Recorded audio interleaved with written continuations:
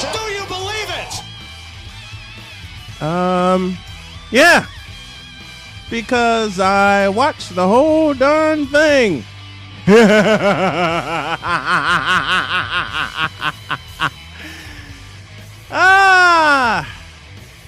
How about those 49ers? Screw the Cowboys. I'm sorry. I'm laughing at cowboy pain. Well, damn it. They did it to themselves. Welcome to the Monday edition of Snowman in the Morning, where we talk all of the wild cards. Cole, what did we say Friday?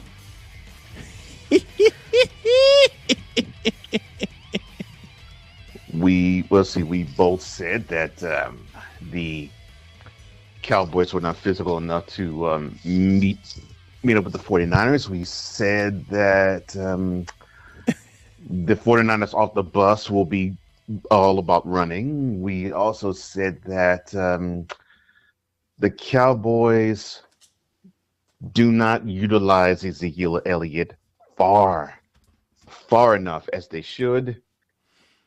Yeah. And doggone it, it was as if we were actually controlled the game, because that's exactly what we were seeing. It's as we actually scripted it. Mm-hmm. Because all of that played exactly to what we both knew and talked about. Almost to a T. Mm-hmm. Almost to the letter. Mm-hmm.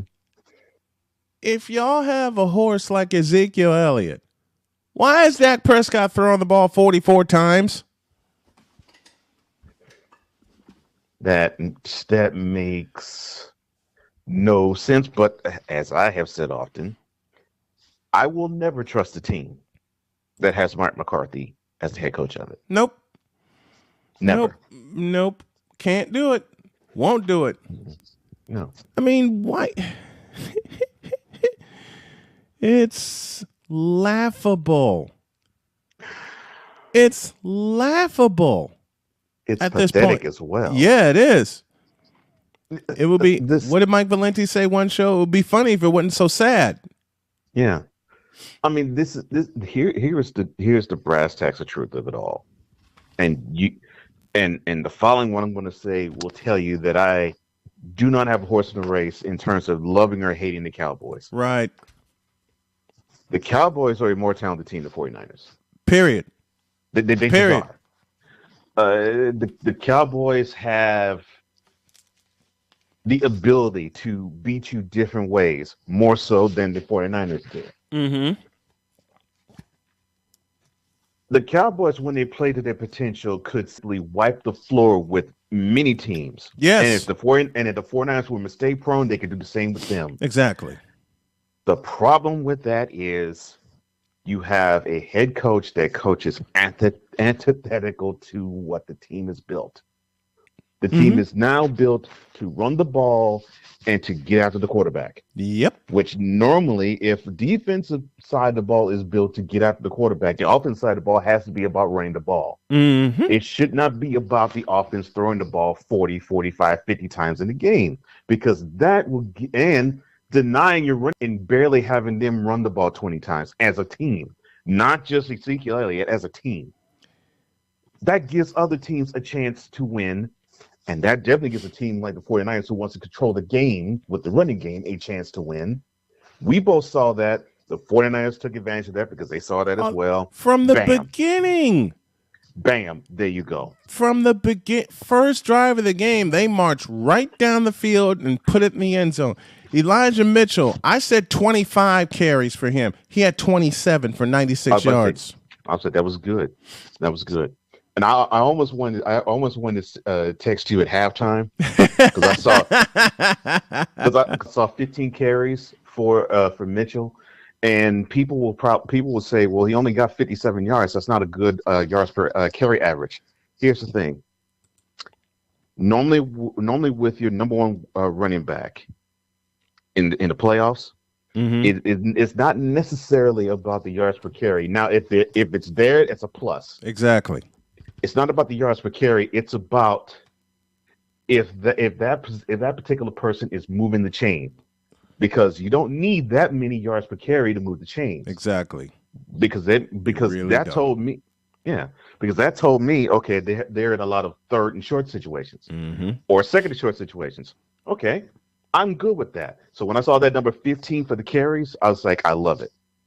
I love it because that's where they were supposed to be with him. They did exactly what they were supposed to do. They did exactly Hmm. what they set out to do. Yeah, Period. yeah. In And we front of both also said, 93,470. and we also said off the bus they should be about running the ball. 165 yards. I had to give. 160 169 yards. I got to give them credit. That first drive, as you said, off the bus running.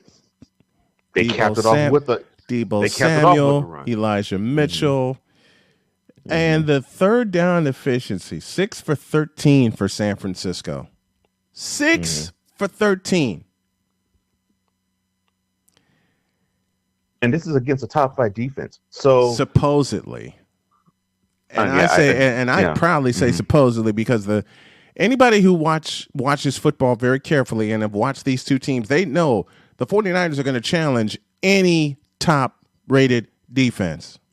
Any of them. As well they should, and people, I think analysts who get paid 7 and 8 figures a year Mm-hmm. seem to gloss over this misnomer of that fact because 6 of their 17 games came against the NFC East. And I saw the Stephen A. Smith video. Hmm.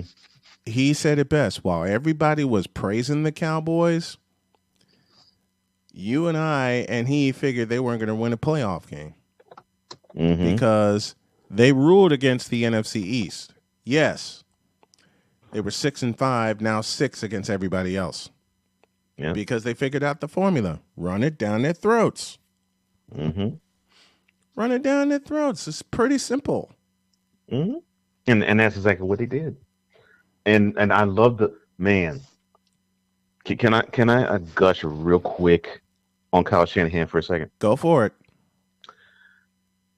The beautiful use of Debo Samuel as a running back. Mm-hmm. That was absolutely brilliant. Normally with wide receivers, you normally use them with sweeps and Yeah, jet reverses. sweeps, reverses. Mm-hmm. No, Which they did. Debo Samuel Yeah.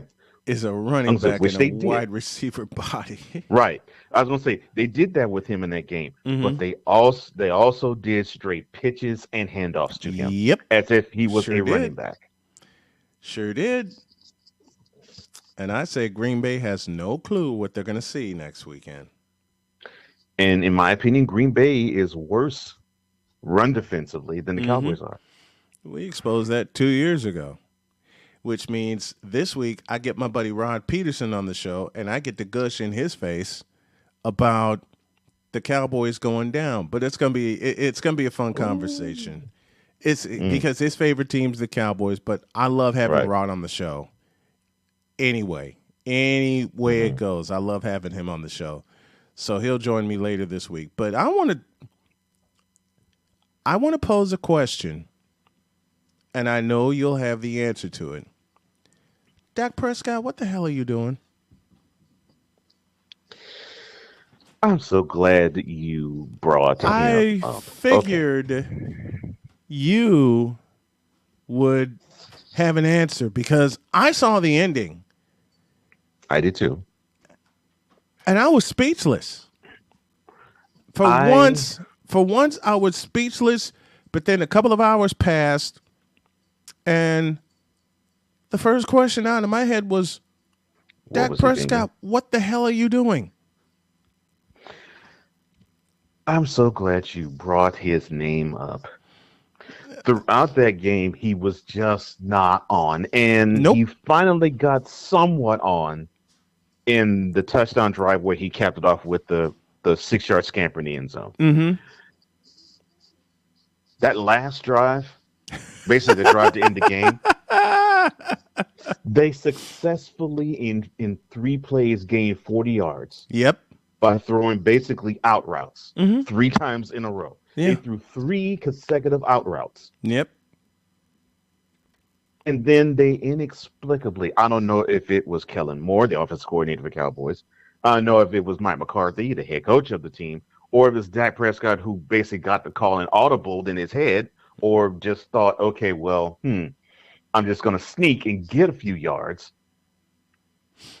He runs the ball up the middle with no timeouts and 14 seconds And left. did And you then when see which way the 49er defensive backs were playing?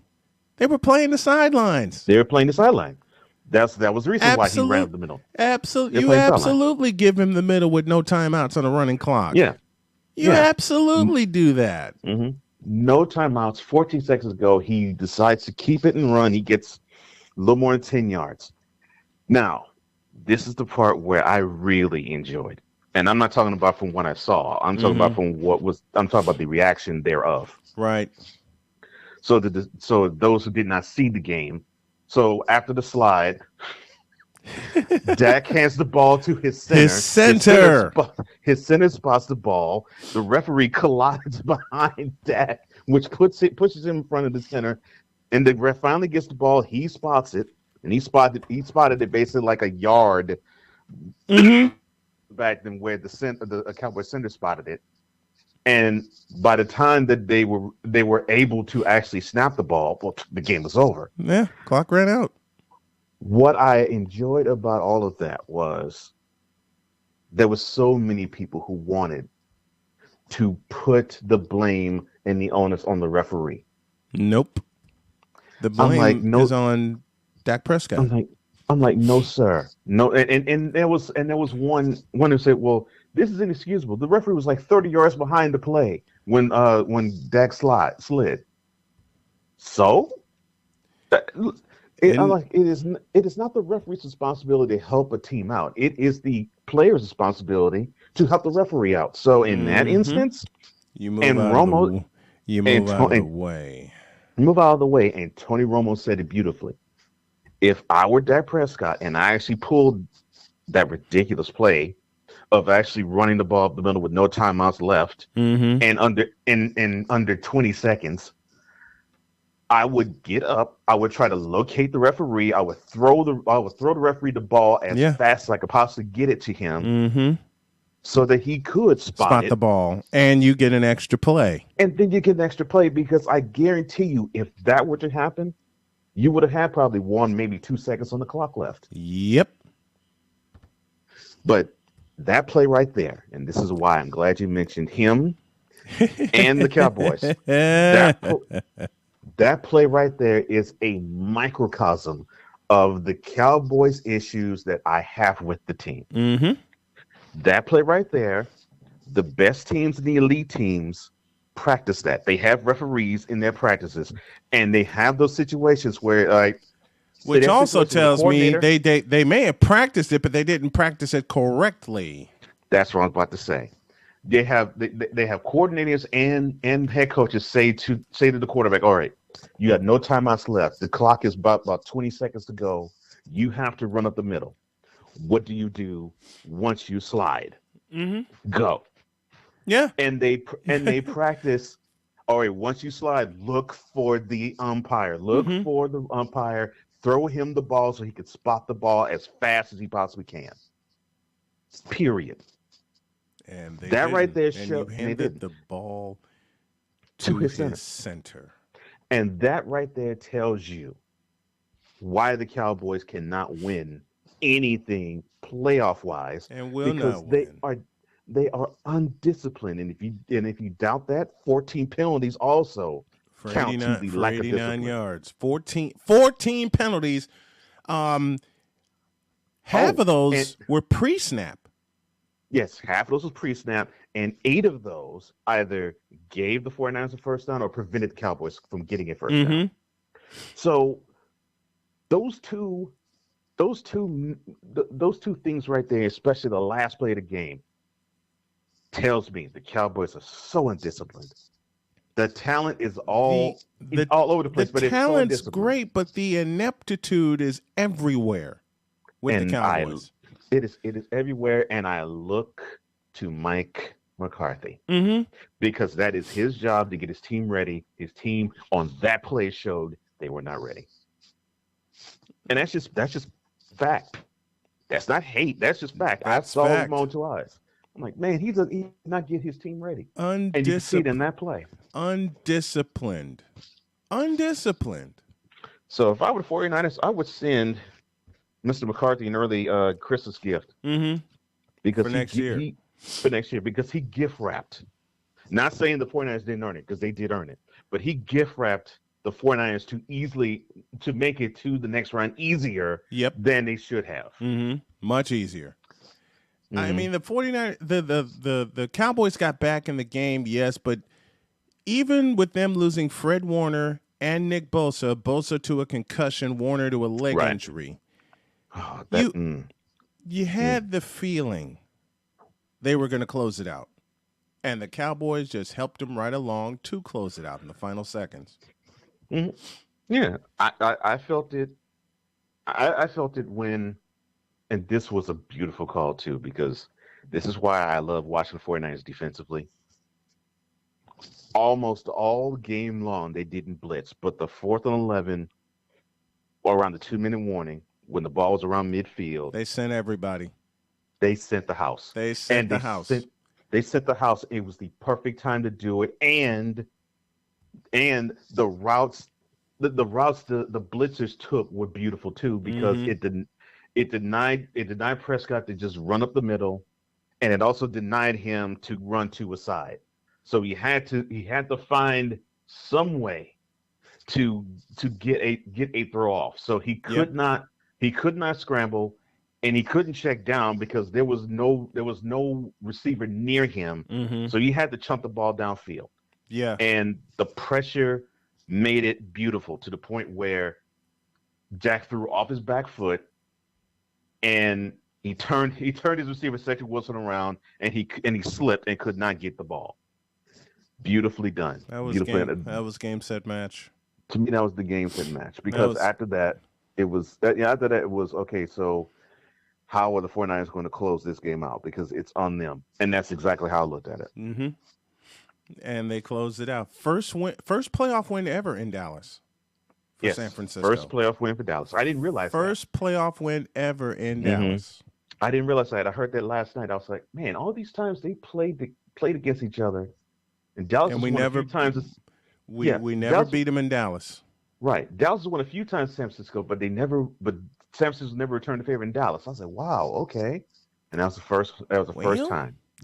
now we have. Yes, well, let's say now, now you've hung an playoff L on the Cowboys at home. Yes, Now we have, and you paid Dak Prescott $40 million a year for what? I say this because this is how I look at it. Mm-hmm. What what I say, is he deserving or undeserving? No. Why? Because basically he is worth what an owner's willing to pay him, and Dak Prescott is, only because of his pursuit of a championship. Fortunately, because of what he could do for his wallet, he Mm-hmm. plays for an owner who was willing to pay whatever the going rate is to get a championship to Arlington. However, Gerald just ain't gonna do it because Gerald gets too involved into the nuts and bolts of it all. Mm-hmm.